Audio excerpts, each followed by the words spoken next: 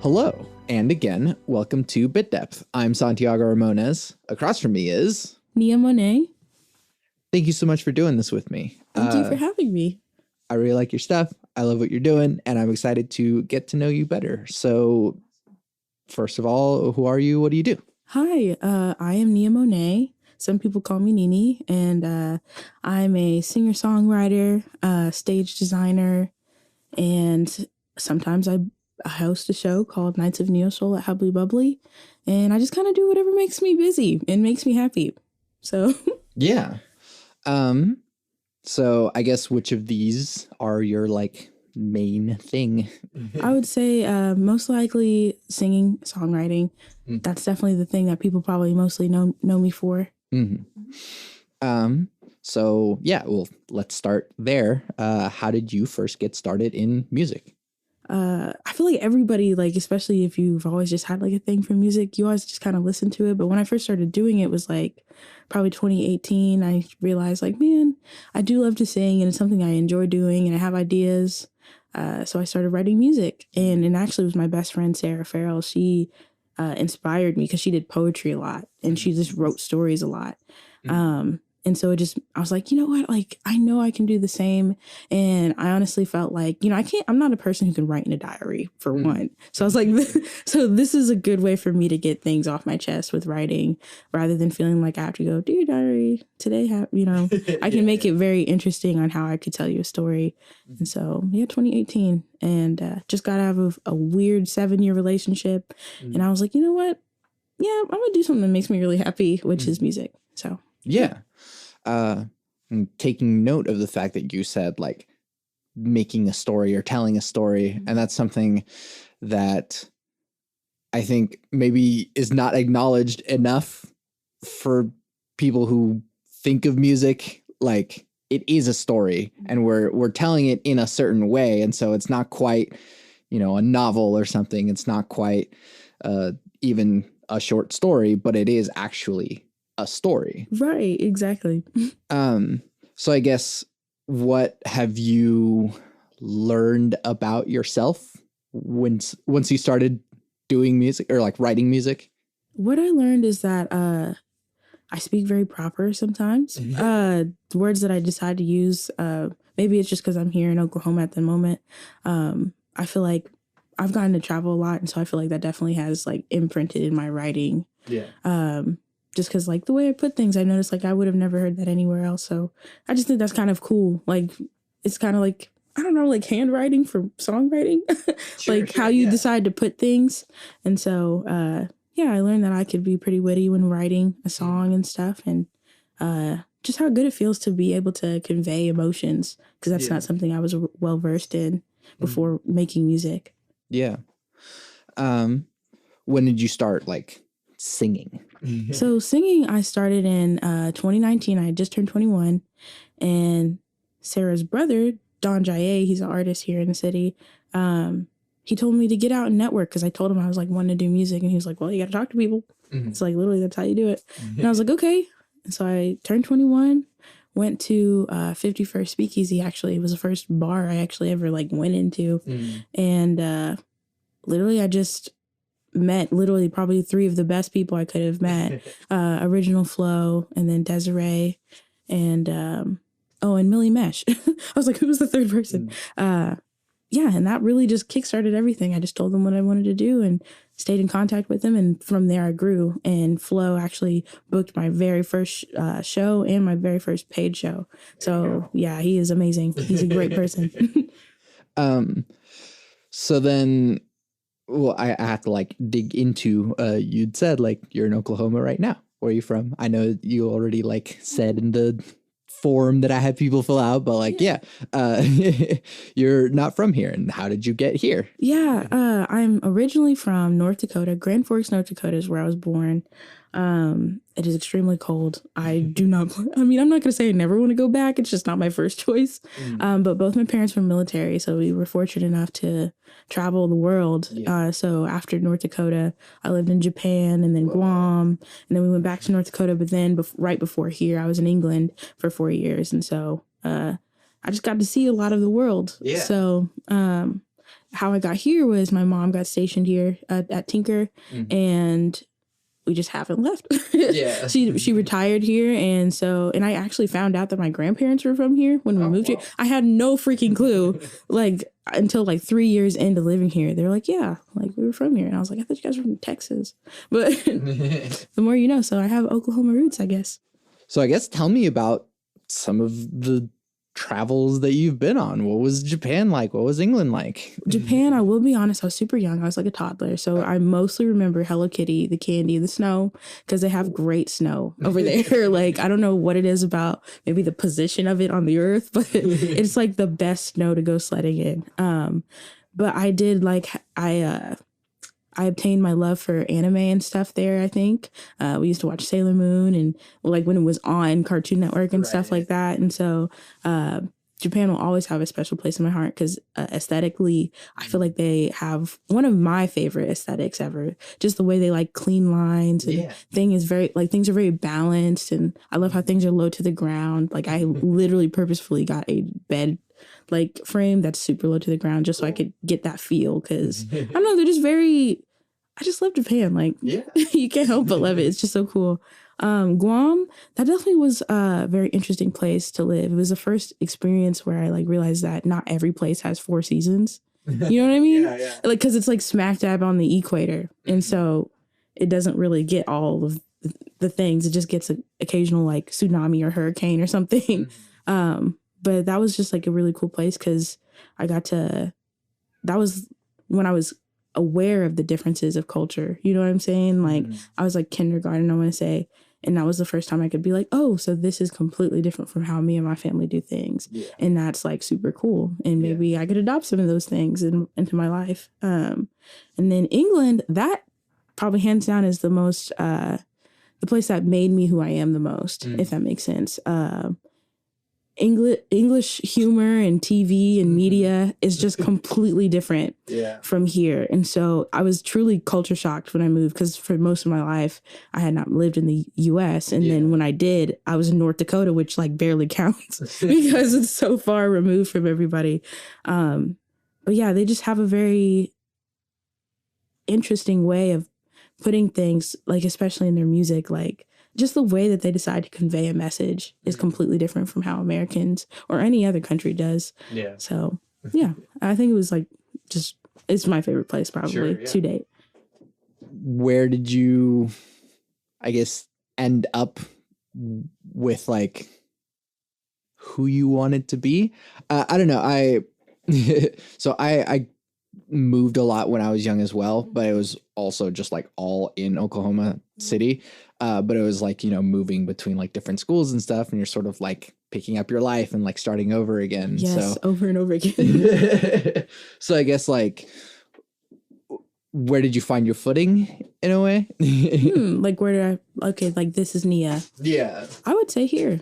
I would really give Oklahoma, like this is the most I've felt myself ever. Because when you grow up in a military home, things are very a certain way.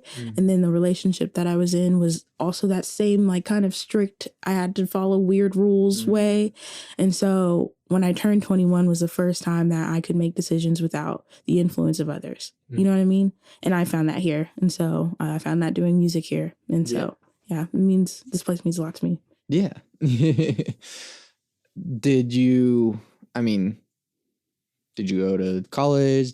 Or was you always just like traveling around with your parents? I did get to travel some other places besides where I lived, like Jamaica, Bahamas, Mexico, and stuff like that. But those are for like vacations. Sure. But I went to cosmetology school after high school, just because I thought it was something I like to do. I like to do makeup and hair.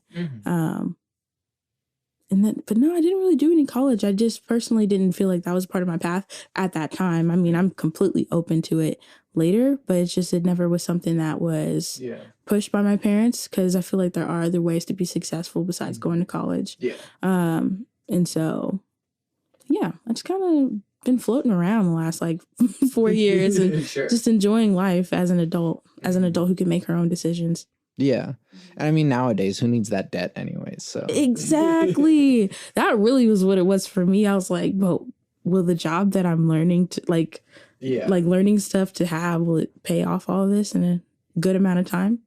So yeah, what's the trade-off? Right, yeah. So I mean, you got a skill, you can actually use it, and then yeah, you don't have to be paying that off the rest of your life. So when did you realize that music was your place?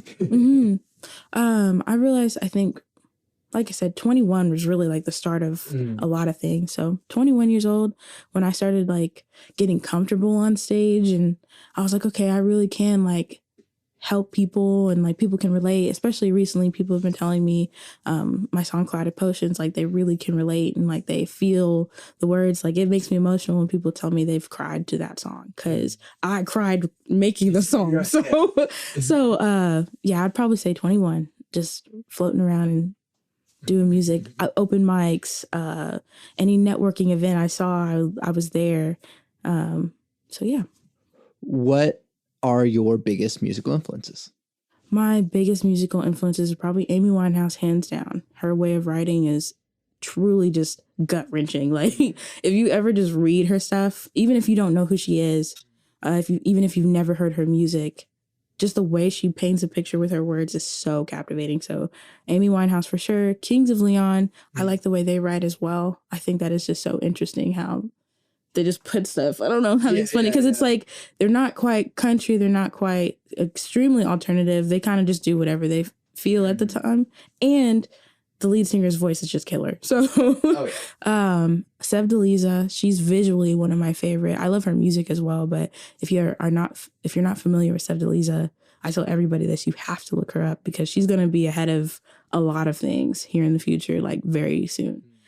She just has a way of doing things that I have never seen. She pushes me as an artist for real. And then Smino, I love Smino and Don Toliver. I just love their vibe. Like they have ultimate groove. Like anytime you put on either of those artists, you're gonna feel like moving or dancing or just like, I don't know, just having a good time. Describe it for me, because I don't know him. Oh, so Smino, he is extremely wordy. He's a wordsmith. Okay. And so just the things that am I able to cuss here? Yeah. Okay. So like he said something about people be shitting on me, but I'm never deterred. Like, that's great. Like, I would have never made that kind of, like, analogy or anything, because, I don't know, he just is very funny with the way he uses words. And so, and then Don Toliver, he is, I don't know, he just has, like, a different way of using autotune, which, yes, like, a lot of people use autotune, but I know that man can actually sing, like, just by the way he uses it, but he uses it more as a tool to take us somewhere rather than to mask what it is that he has. You know what I mean? Yeah. Like, he wants to take us into this space that makes us feel like we're floating, so he uses it a certain way. Yeah, so those are two really dope artists that you definitely should check out. I will. What is I guess, like, deep or, like, nitty-gritty concept in like songwriting or recording, whatever it is that you're doing, that you're like, man, I worked really hard on this thing, and I know probably no one's gonna hear it, but I'm like really proud of it? Like a detail that only I would notice. I have a song called Late at Night that's about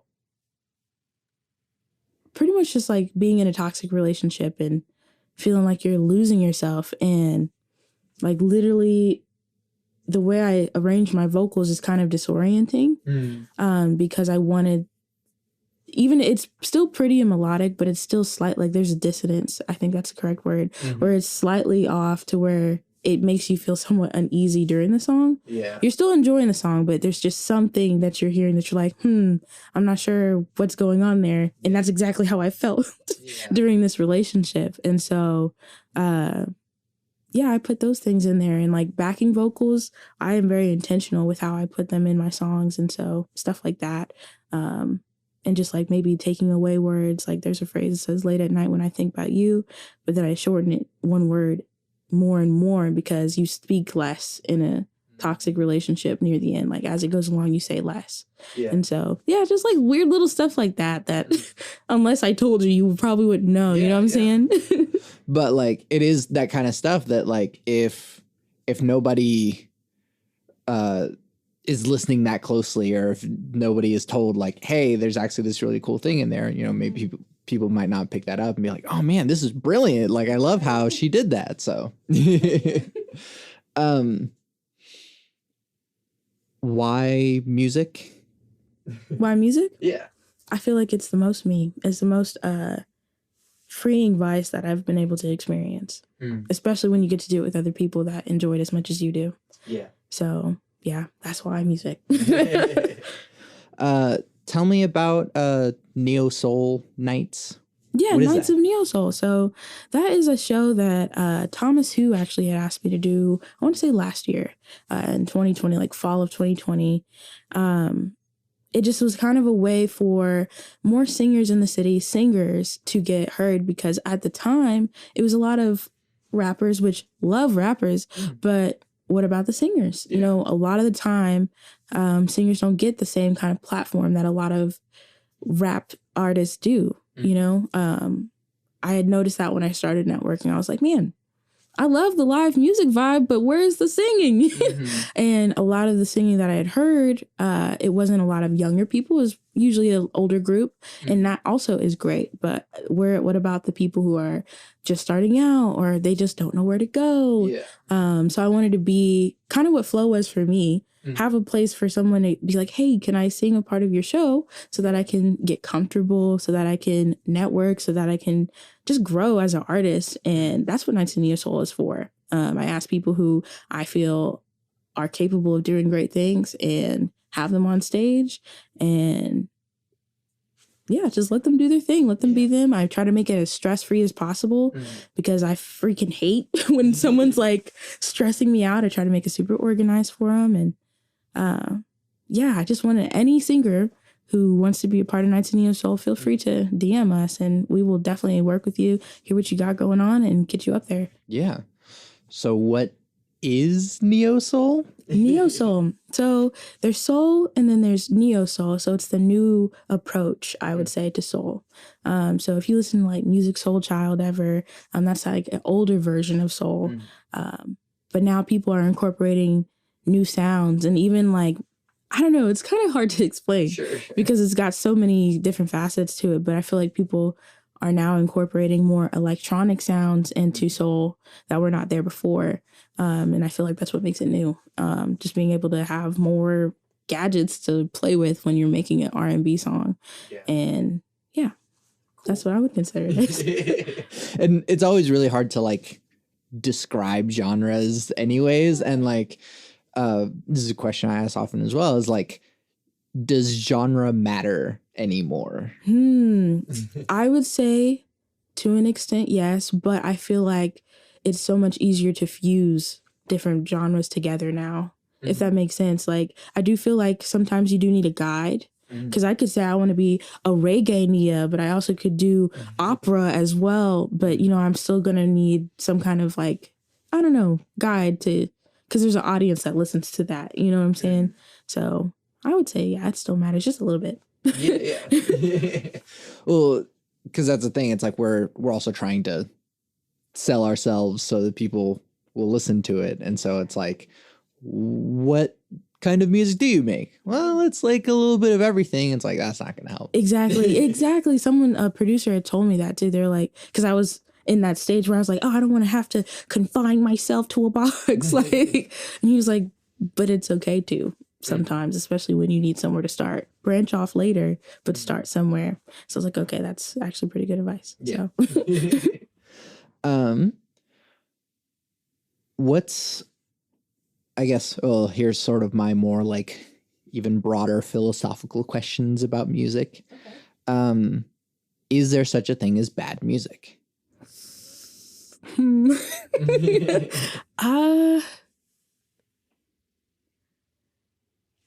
gonna say no, because it could be good to somebody. You know what I'm saying? Yeah. It might not be good to me, but it's good to someone. Henceforth, why it was made. You know what I mean? Yeah. So I'm gonna say no. There's no such thing as bad music. There's just music that you might not mess with. You know what I mean? Like, you might not fuck with that. Yeah. But it's for somebody. Yeah. So yeah. Do you separate art from the artist? Ooh, I try. Ooh, that's hard because it depends on the situation we're talking about. Because there's a few where you can't separate those two. You have to kind of take them together. And if you're not okay with how that person is, you can't be okay with how their art is sometimes. Just even if it's so fire and it's been a bop for years, sometimes it is. Oh, God. I would say it depends. It just depends on this. It's a case by case. Clearly, you have someone in mind here. I have a few people in mind. I have a few in mind, but sometimes you can separate. Sometimes it's just it's so big of an issue that you can't. You know what I mean? Yeah. Where's the line? I guess for you, because everyone else has their own. Well, I feel like when my morals are crossed and like that person is clearly like doing something that in my moral book, I feel like that's really messed up. That's when I have to be like, okay, I can't separate those two. Now, if they're just doing like regular human mistakes that everybody makes in life sometimes, then okay. Yeah. But if you're like, I feel like if you're doing something that is just like wrong, then no, I can't separate the art. I have to, those two are tied. Do you think that, I guess, knowing music theory and being academic about music is necessary to make music? No, actually I don't. Because I don't actually understand music theory. I feel like it's just different for some people thrive off structure like music theory. Me personally, I am not a person like that. I think it would be still helpful to learn, but I don't think it's necessary. Yeah. I feel like you can make a lot of things not knowing a single note, but just feeling it and being like, oh, well, that sounds good together. And yeah. Yeah, you can still develop an ear anyways. Exactly. What is something that people don't normally know about you? A lot of the time people don't know that I'm not from here. A lot of people think that I am from here. They don't know that I lived abroad. Lasagna is my favorite food. And let's see. I know. I feel like there's a lot of things people don't know about me. But yeah, I think those are pretty big ones besides the lasagna. I feel like that I'm not from here. And maybe that I'm a visual artist as well. I am not just limited to music. I do a lot of visual stuff. I like to draw and paint and recently got into, like I said earlier, stage design and stuff. So like prop making and things like that. So actually, yeah, let's delve into that. What is stage design? What does that entail? And I guess how do you express yourself through it? So pretty much, stage design is just, having a space, whether it be a room or an actual stage that needs, to me, once again, a story told. And so you just kind of collaborate with whoever it is that's asking you to do something. And you're like, hey, this is the vision that I see. And if I'm able to craft it with my hands or curate it online or whatever, I do that. That's what I like to do. I got started in that actually this year. It was part of one of my manifestation rituals I did on my birthday. And I told myself I was going to use my creativity more because I felt like I was holding myself back. And so I was like, F it, take me to Hobby Lobby. And like, I just kind of looked at things and I kind of like deconstructed things because I love Hobby Lobby. Like that's like one of my favorite places to go just because I love art stores, and they had these gigantic flowers, and that really is what started it. I was looking at these giant flowers that were selling for about $15, and I was like, I don't want to pay $15 for a giant flower, especially if I could probably figure out a way to make it. And so literally, if you can follow directions, if you can go on YouTube and just think of something, you can make anything. That's what I learned doing stage design. Yeah, we can all save so much money by going to the University of YouTube. Yes, literally. And then I guess just expanding outside of that, even just like what else you consider to be like part of you as a visual artist? Like what else is that expression? I definitely have gotten into graphic designing. I feel like it's just cool to be able to make something look like something that is absolutely not. Yeah. Like I think I recently just posted a picture where it looks like I'm in another country. Obviously I'm not, I'm here. But I just think it's cool to be able to do that and transform something. It's just another way to show people what's going on in your brain. Yeah. And then like I said, I love to paint. I just wanted to, like, anything I can do that's visual, I would love to get into. And then last one on this front, what advice do you have for people that are wanting to do what you're doing, if they want to get into music or visual art or stage design? Yeah. Literally speak up. Literally just say something to somebody who might be able to help you or might know somebody who can help, because you literally never know who knows who. And I would say, don't be afraid to put in the groundwork. I networked for 6 months before I actually got to do my first show. And so I definitely think that that's a very important part. Make yourself a part of your community. Go help. If it's something that you're interested in, help set it up. Get there early and be like, hey, I'm just kind of hanging around. Is there anything I can do? And that'll open up so many doors in itself that, yeah, after that, nothing will stop you. Because you'll have a good reputation, especially if you're being genuine about your interests and stuff. It's not for the wrong reasons. Then, yeah, that's my advice. Just get out there and speak up. Heck yeah. Switching gears into the deep questions that make Bit Depth what it is. What is the role of spirituality or religion in your life? I actually was not raised with a lot of religion, but I would say like my parents kind of let us figure out what is good or what is wrong and what is right. So they never made us go to church. I went to Awanas for like a little bit, but I was like a child and I feel like it was more like a daycare situation. But spirituality, I had to kind of discover it on my own, and I am still learning a lot about it, what it means to me. At this point, spirituality, I have like what I call a spiritual compass. And sometimes it'll like, tell me, hey, this is not the place for you. I can feel it in my soul. Like, I'm like, yeah, I'm not supposed to be here. My spiritual compass is telling me to move this way. So it's time to leave this in the past and go this way. But yeah, spirituality is super important to me because I feel like it keeps me balanced. It keeps me thinking, okay, like I know I have a purpose here. And as long as I'm listening and paying attention to my like abundance of blessings that I have around me, then I'll be just fine. Of course, there's going to be those rough times. But as long as you're doing your best to stay balanced in your spirituality or your religion, if that's how you decide to connect with that, then I think you'll be able to navigate the world just fine. What, I guess you had sort of mentioned it, that like your parents never really like forced you to do anything. I guess like what did you grow up with? I grew up with, I think, a lot of different ideas, especially since I was traveling a lot. A lot of the places that I went, they all kind of viewed religion differently. Like I've been able to see beautiful cathedrals, but I've also seen in Guam that they have a certain way of approaching Christianity as well. And then Japan, I was too young to really even comprehend, but like, I think I grew up kind of just knowing what I wasn't supposed to do. My dad had this plate that had the 7, the 10, the 10 commandments. And I kind of just was like, yeah, that seems about right. Don't hurt anybody. Like, don't and I like, that was from a child standpoint. I was like, that seems like a good guideline.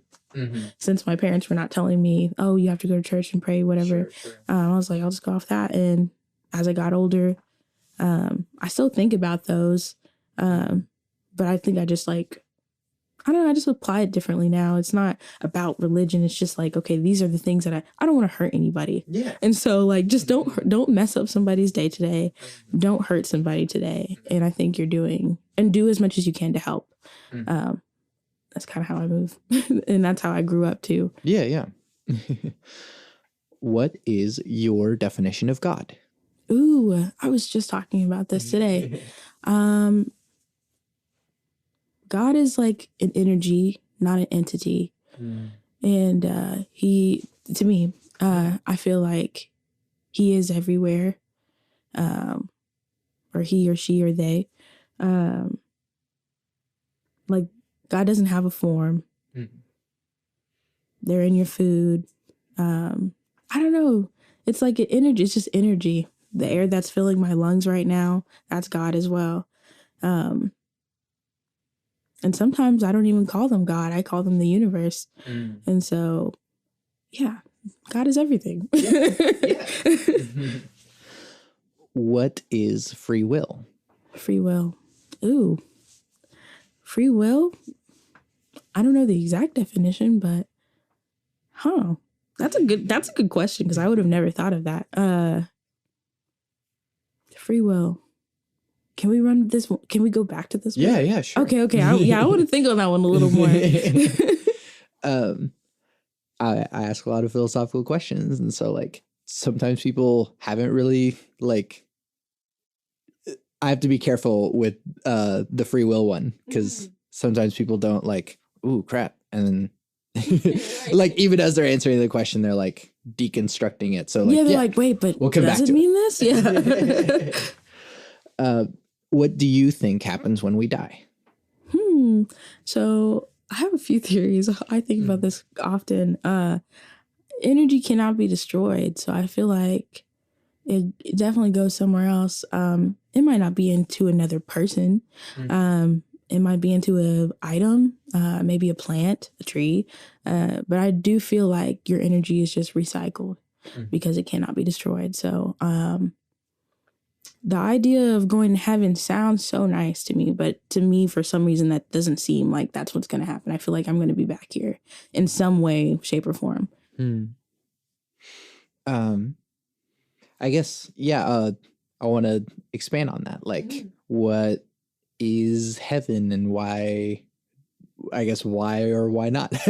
Why or why not? So heaven, I just feel like heaven is different for everybody. Heaven might be your most peaceful memory, but to me, it might be, I'm like I'm in my happiest place that I ever was, along the beach of Florida or something. Or, I just feel like heaven is different for everybody if it does exist. Like I said, I personally believe like I just am like my energy is recycled. But if there is a heaven, I feel like it's different for everyone. Just like hell would probably be different for everybody. Something that you're deeply disturbed by might not disturb someone else. So how do you determine what good behavior is? Did it help anybody, and did it hurt anybody? Those are two very, I feel like, simple questions to ask, to keep yourself on track if you're doing the right thing or not that day. Good behavior, I feel like it's so, like I said, if it's not hurting anybody, including yourself, then I think that's good behavior. Yeah. Do you have like an example of a time where you like learned that more solidly? Yes, I feel like when I was younger, I used to get picked on a lot.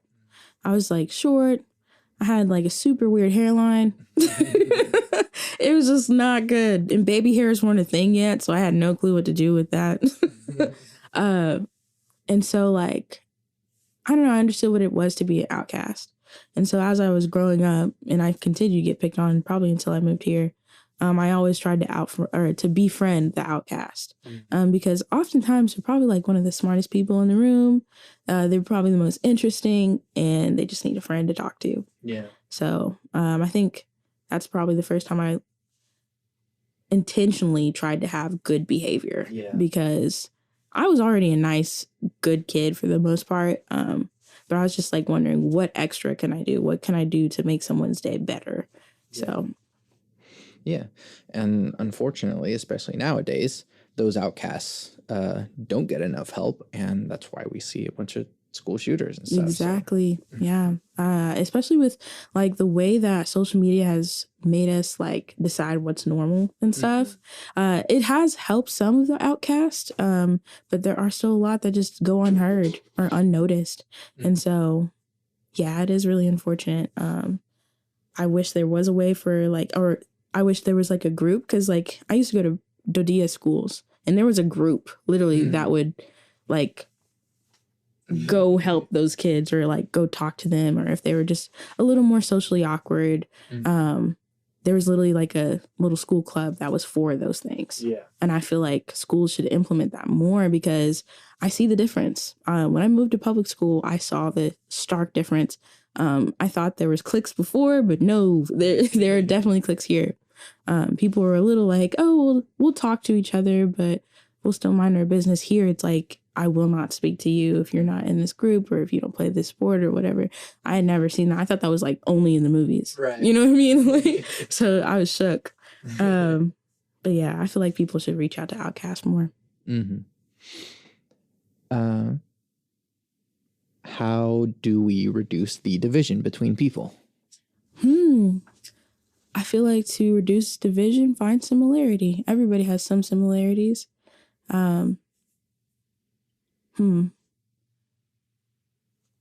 It's just there's so many different kinds of people out there. It can seem overwhelming, but yeah, I feel like find similarities between you and that person that you think you would have nothing in common with. Just sit down, hear them out, and you might be surprised on how similar your stories are. Yeah. Do you believe humans are evil by nature? Not all of them. Mm. You know what Elaborate. I mean? Okay. I feel like I have met people who, you know, even though they came from what I think is a decent home, and from what they've told me, they haven't really experienced too many things that are traumatic. They still have what you would consider evil tendencies. Jealous quickly, or like things like that. Some people truly are just not happy. But I don't believe all men are bad. I literally, you know the song We All Try by Frank Ocean? Literally, I still believe in man. A wise man asked me why. It's because I don't believe we're wicked. I know that we sin, but I do believe we tried. That is like some real shit. Like, that was my high school quote, and I still believe that to this day. I don't think everybody's bad. I feel like we go through things sometimes, and we might not know how to process that information, but we have to do shadow work so that we can continue to be literally like beacons of light moving around here and helping each other. So, yeah. Real quick, shadow work. What is that? Shadow work. Okay, how I consider shadow work is finding those things that make you maybe have like a trauma response, or just something that seems like it's a very like heavy negative weight in your life, and going back and kind of like, it's very easy to try to push that stuff back. I've done it before, and I was like, yeah, this is not helping me though, because the weight is still there. Yeah. And so if I want to be free, I need to do my shadow work, meaning if I need to talk to a person who was involved in that incident, or just find it in myself to forgive, or, you know, whatever you need to do to make yourself feel not so heavy about that situation or that incident or that fact that happened to you, that to me is shadow work. Yeah. The idea of forgiveness, and it actually kind of makes me think of a question I asked earlier about like separating art from the artist. Like, what is forgiveness? Where does it come from? Yeah, I guess sort of exploring around that. Yeah. Yeah. I would say forgiveness. First, I think forgiveness comes from yourself. You have to, I mean, it's really hard, especially depending on the situation, but you really have to find it in yourself to be like, I don't deserve to carry this anymore. You know what I'm saying? I don't deserve to carry this anymore. So I have to forgive this person for me. It's not for them. Yeah. Forgiving is, I feel like, for yourself, so that you don't have to feel that every day. Yeah. And if, you know, forgiveness then in turn help, like whoever you are forgiving, if it builds your relationship with that person or thing or incident, if it builds your relationship, cool. And if it doesn't seem to make it better, or they just don't understand what they've done wrong, you still forgave them for you. It wasn't for them. You know what I mean? So yeah. Yeah, that's cool. What do you think humanity is heading towards in the future?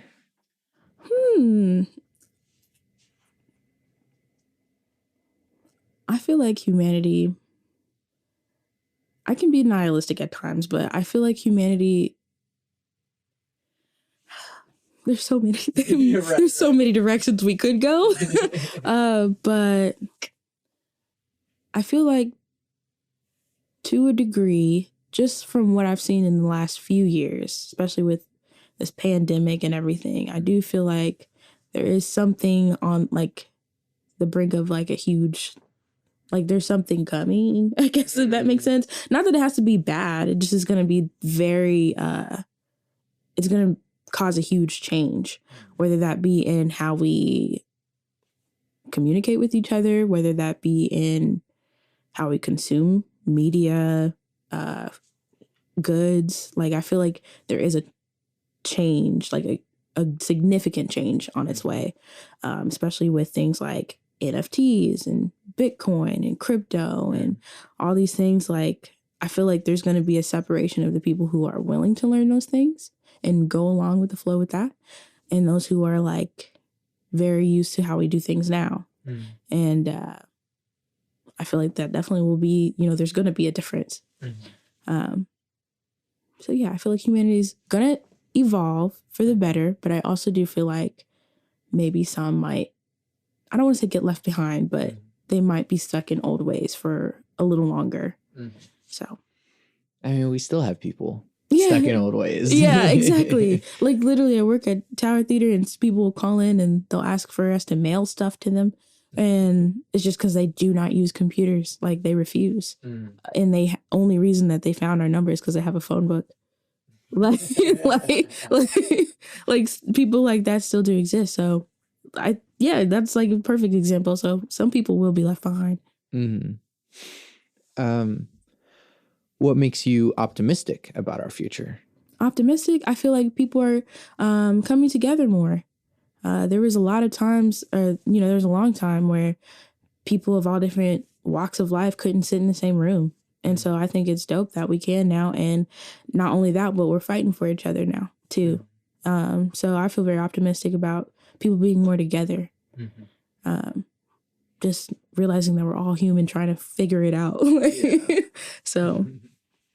Yeah, it's possible to do so. 100%. What makes you content? Content.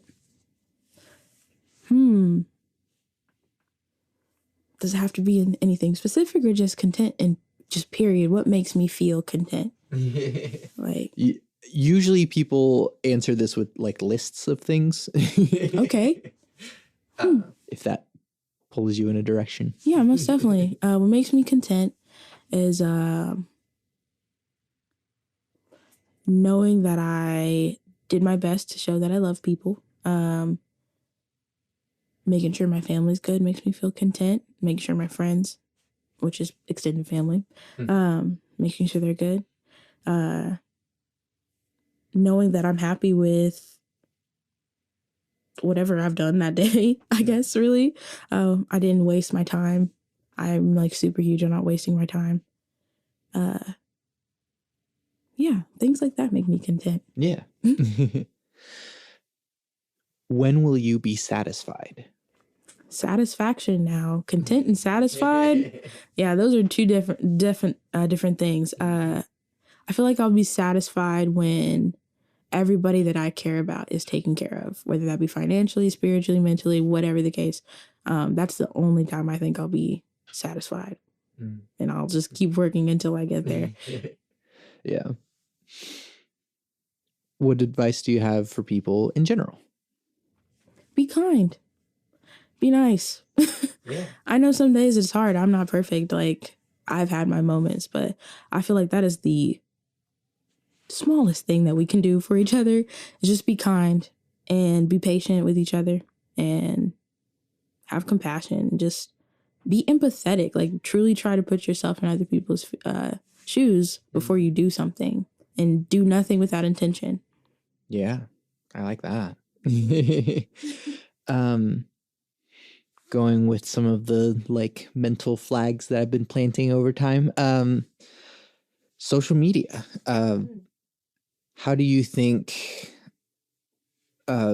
I guess as a musician, as a person that has to be out there, how do you think social media affects like what you're putting out there and I guess what you're taking in as well? Yeah, I feel like it definitely makes me think more about what it is that I'm about to post. There's been plenty of times where I posted something and then I overthought it and took it down because I don't know, social media, like, especially if you're thinking long term, like you just don't want anything to bite you in the butt because you might think something's funny, but someone might take offense. Like, social media is just a weird space.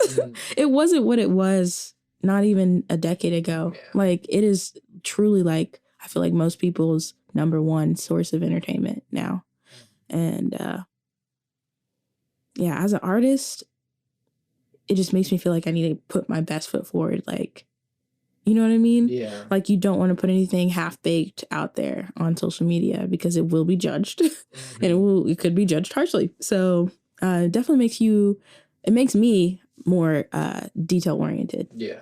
And I'm like, oh, okay, I need to make sure that this looks good for this platform and this platform. I'm thinking of like ratios for certain posts and stuff, like things I just never had to think about before.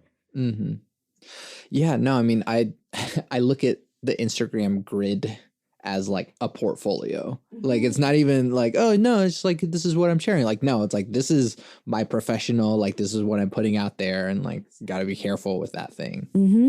Yeah, because you never know who's, you know, browsing your socials. It could be a huge label that's looking to sign or, you know, sponsor someone, and they're looking at you, but if your feed is not on point, then what, you know? Yeah. So I agree, it is a portfolio. And then actually the mention of a record label. Is there need for record labels nowadays? Do Absolutely you want to get signed? I feel like it's not necessary. And if the deal is right to where I'm not completely getting gypped out of what my creative content, my IP, my intellectual property, then sure, I could sign with somebody as long as I'm actually going to be able to prosper off of this deal. But I don't feel like it's necessary.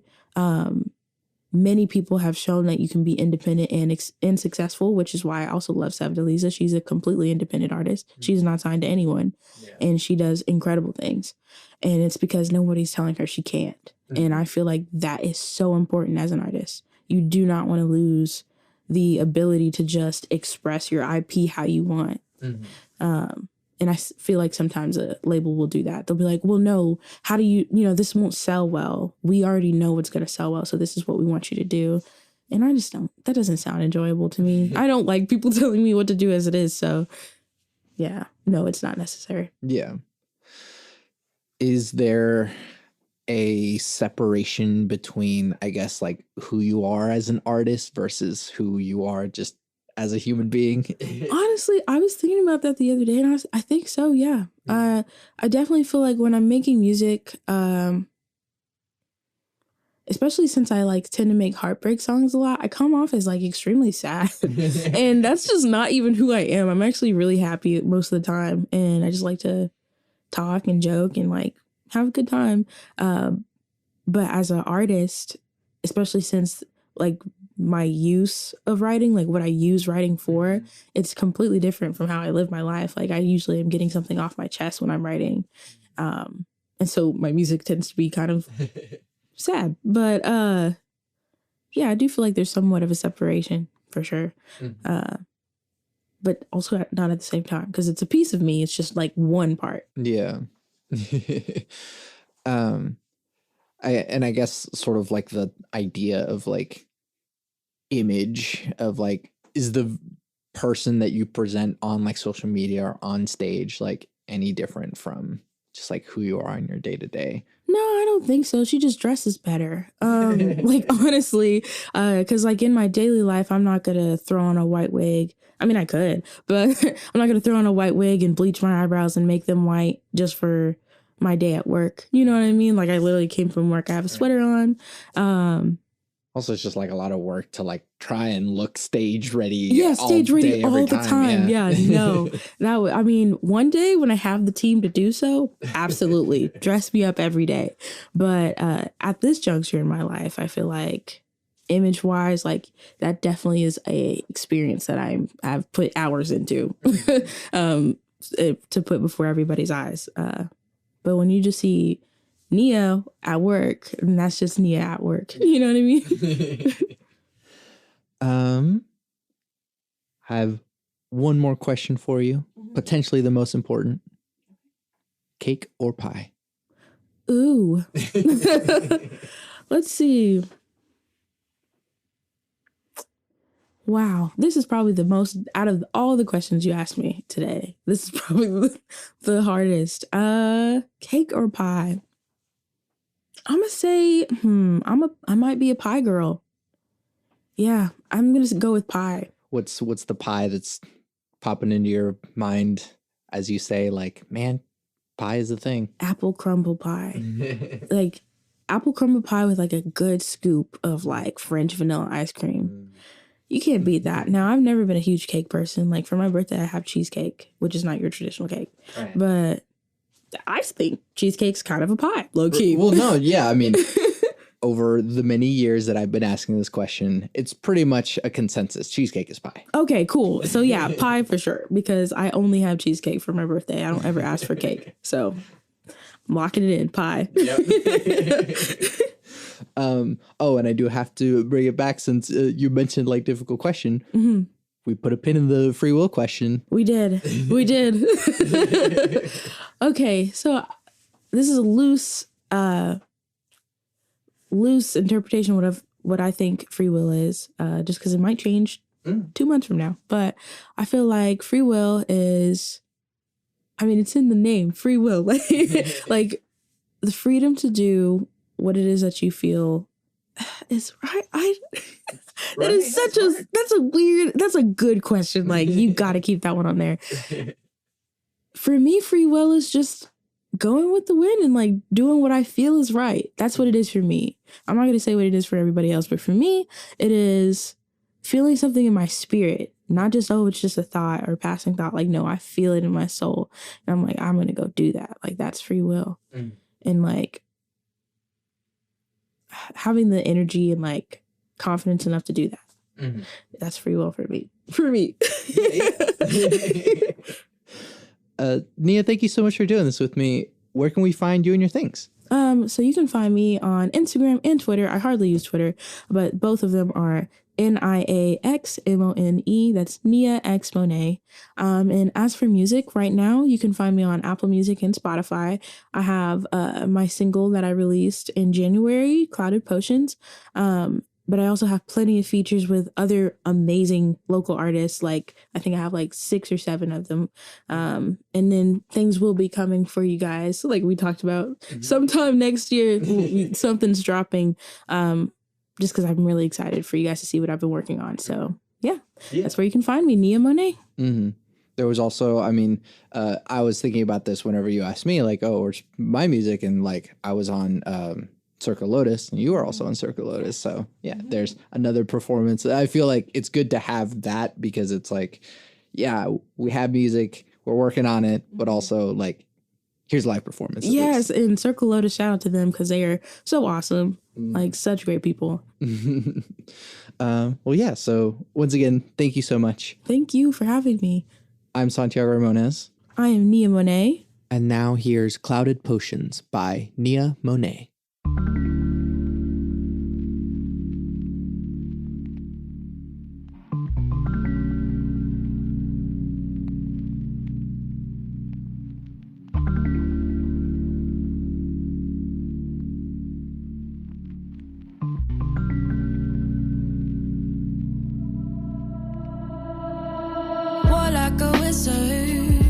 How you do what you do, 'cause the lightness within me craves the darkness in you.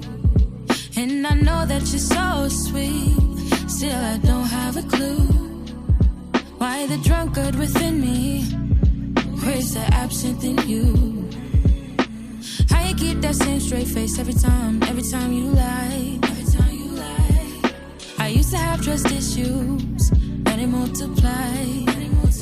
I really can't believe it. I mean, it just blows my mind. Every Every time you told me you love me, you lied. Thought you'd give me the world, a million roses. All I got was spells and clouded potions, yeah.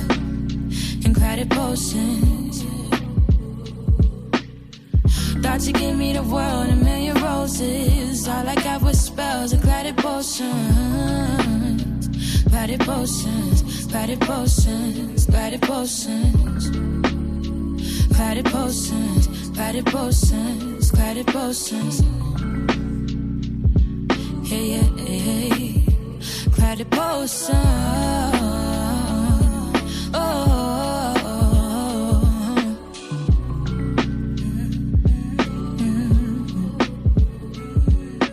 So many shades of blue. You left me so confused. My heart hasn't felt this bruise before. And you still call my phone to this day, but there's nothing left to say. You can't have it your way anymore. Thought you'd give me the world, a million roses. All I got was spells and clouded potions, yeah. And clouded potions, yeah. Thought you'd give me the world, a million roses. All I got was spells and clouded potions, yeah. And clouded potions, clouded potions, clouded potions. Clouded potions, clouded potions, clouded potions. Hey, yeah, hey, clouded potions.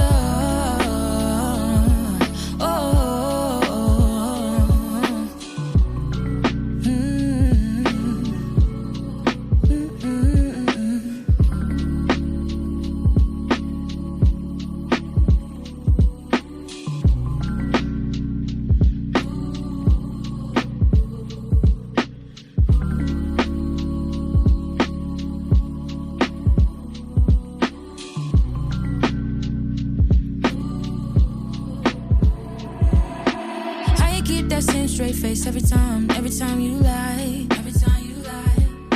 I used to have trust issues, and they multiply. I really can't believe it, I mean it just blows my mind.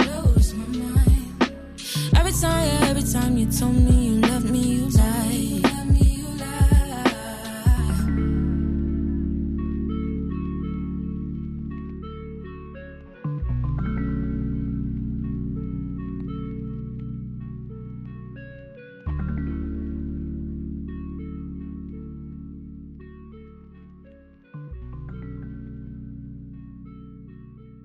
You can find everything that I do on my website, santiagoramones.com. I make music and produce audio. The music you're hearing now is music I made. You can listen to official releases by Santiago Ramones on Spotify, Apple Music, and the other streaming places. Or you can buy it on Bandcamp because a single purchase is the monetary equivalent of streaming it all day, every day for about a week. I'm working on an album, so if you'd like to hear that at some point, you can buy my music, or you can support me on Patreon. There's a Discord server in which we discuss deep topics from the podcast, but it's also a community of beautiful human beings. All the links to all my things are on my website, santiagoramones.com. If you like the podcast, leave comments on social media, leave reviews saying how much you like the podcast, and tell your friends about it. I want to help the world have deeper conversations. So thank you for listening to and supporting Bit Depth. I always end the podcast with my 3 things. They shape my life philosophy. Those 3 things are: love never fails, it's going to be okay, I might be wrong.